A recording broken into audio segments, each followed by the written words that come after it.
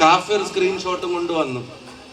തെരഞ്ഞെടുപ്പിന്റെ തലേദിവസം വൈകുന്നേരം എന്നെ ചാനലിൽ വിളിച്ചിട്ട് പറയാം, അല്ല കാഫിറിന് വോട്ട് ചെയ്യണ്ടെന്ന് നിങ്ങളെ ആൾക്കാർ പറഞ്ഞിട്ടില്ല. ഞാൻ പറഞ്ഞു, ഞങ്ങൾക്ക് അതല്ലേ പണി, ഇവിടെ ആൾക്കാർ വോട്ട് ചെയ്യാൻ വരുന്നിടത്ത് പിന്നെ ജാതിയും മതവും നോക്കലാണല്ലോ ഞങ്ങളുടെ പണി. ആ പണി നമുക്കില്ല, ഞങ്ങൾ അങ്ങനെ ഒരു കാര്യം ചെയ്തിട്ടുമില്ല. നമ്മൾ ആവർത്തിച്ചു പറഞ്ഞു. അപ്പൊ തന്നെ അവിടുത്തെ ആൾക്കാരുടെ ഒക്കെ പോസ്റ്റ്, ഹൗ എന്തൊരു വർഗീയത ഉണ്ടോ എന്നൊക്കെ നമ്മളോട് ക്ലാസ്. എന്നിട്ട് പോലീസ് അന്വേഷിച്ചപ്പോൾ അത് കിട്ടിയത് റെഡ് വളണ്ടിയേഴ്സിന്റെ ഗ്രൂപ്പിൽ നിന്ന്. പിന്നെന്താ ഗ്രൂപ്പിന്റെ പേര്? Red army. എന്നിട്ട് ഇപ്പൊ അവസാനം അത് അന്വേഷണം ചെന്ന് നിൽക്കുന്ന എവിടെ അറിയോ? DYFIയുടെ ബ്ലോക്ക് പ്രസിഡന്റിന്റെ അടുക്കെ. അവനാണ് ഈ സാധനം ആദ്യം പുറത്തേക്ക് വിട്ടത്. എവിടുന്നാ കിട്ടിയെന്ന് വെച്ചാൽ ഓൻ സഹകരിക്കുന്നില്ല എന്ന് പോലീസിനോട്. എവിടുന്നാ കിട്ടിയെന്ന് ഓൻ പറയുന്നില്ല എന്ന്. നമ്മൾ ആരും ഉണ്ടാക്കിയതാണെങ്കിൽ ഓൻ പറയാതിരിക്കുവോ?